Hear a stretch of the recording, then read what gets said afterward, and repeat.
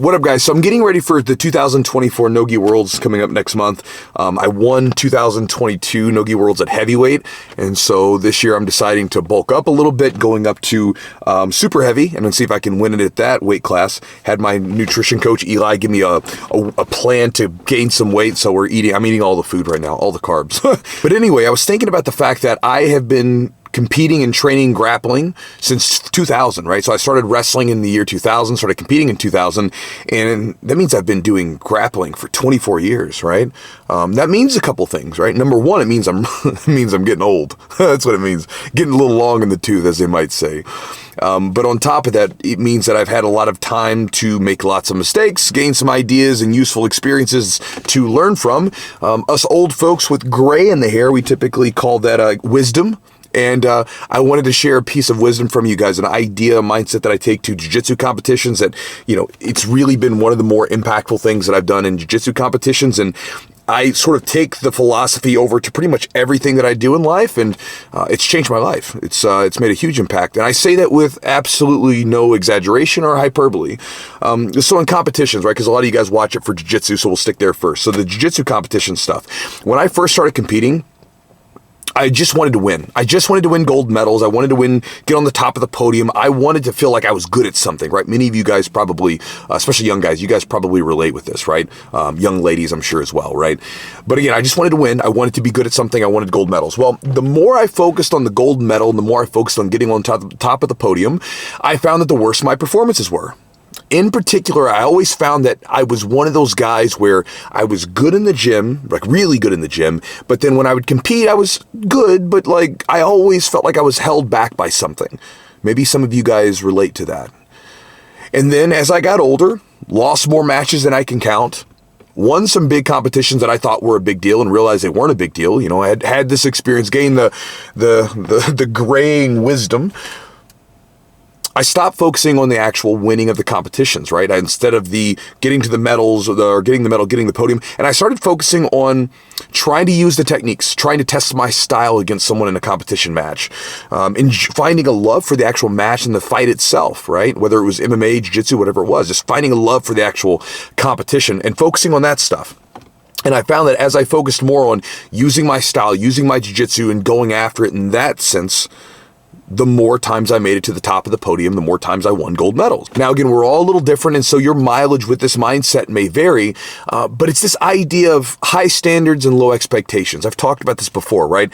But, when it comes to competitions, like right now, I have high standards with my training, my drilling, my technique, my diet, my sleep, all the things that I have within my direct control. I have high standards for myself in the way that I'm going to go about those. But after that, that's it. I influence the outcome. I don't control it. I guess you could liken it to focusing on pulling back the bowstring, focusing on taking aim versus only focusing on where the arrow lands on the target, right? This has been said a million different ways as far as this type of idea, but I'm sharing it from my experience in the way that I think about it. But again, it's been incredibly impactful to me. It's something I did in jiu-jitsu, made a huge difference, and I take it to pretty much everything that I do, business, relationships, even the videos I do with you guys, right? Like when I make one of these videos, I do my best to share the video with you, to speak to you in a way that is entertaining, informative, do my best to answer the questions you guys ask, all that stuff. But after that, I don't control it. I don't control if you like this video. I don't control if you watch the video, or if you disagree with me or agree with me. I don't control any of that. And it's interesting because a lot of times the videos that I think are going to do the best end up not doing the best. My assistant would tell you this.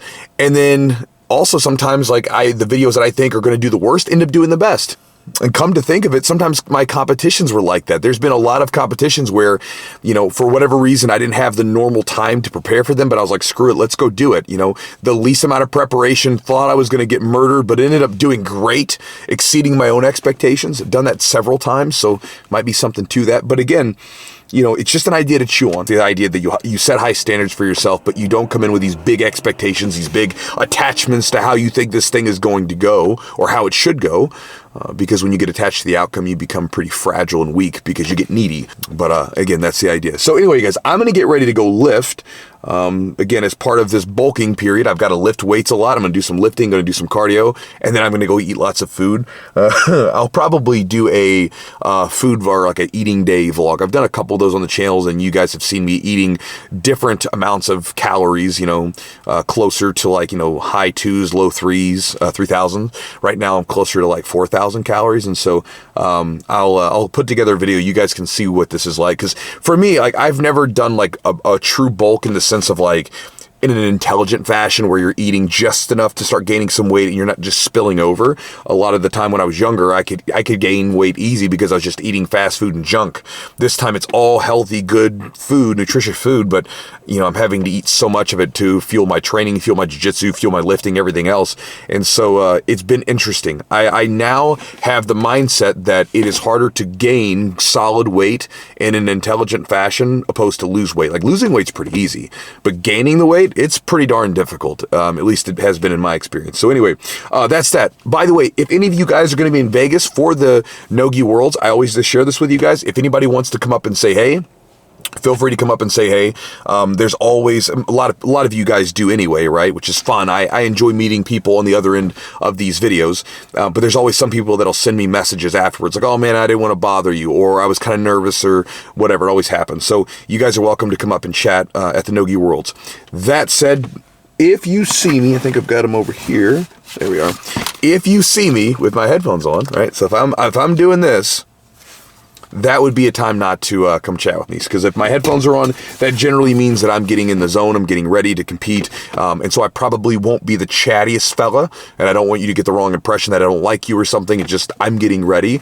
Also, too, I did have one guy, one time I was like, my eyes were closed, my headphones were on, my hoodie was on, and I was sitting down on the ground, getting ready for my next absolute match, was just kind of mentally zoning in, and this dude comes up to me, and I didn't know that he was coming up because my eyes were closed, and he comes up and grabs me on the shoulders, and he's like, "Chewy, it's so good to meet you." And I'm like, I'm obviously startled a bit, right? I wasn't expecting to be grabbed. Yeah, I don't know why I randomly told you guys that. So anyway, guys, with that said, hopefully you guys, if you're out in Vegas, come say hey. Be happy to meet you. But that's the idea today, guys. That's the idea to chew on. Hopefully it helps you, and I'll talk to you guys next time.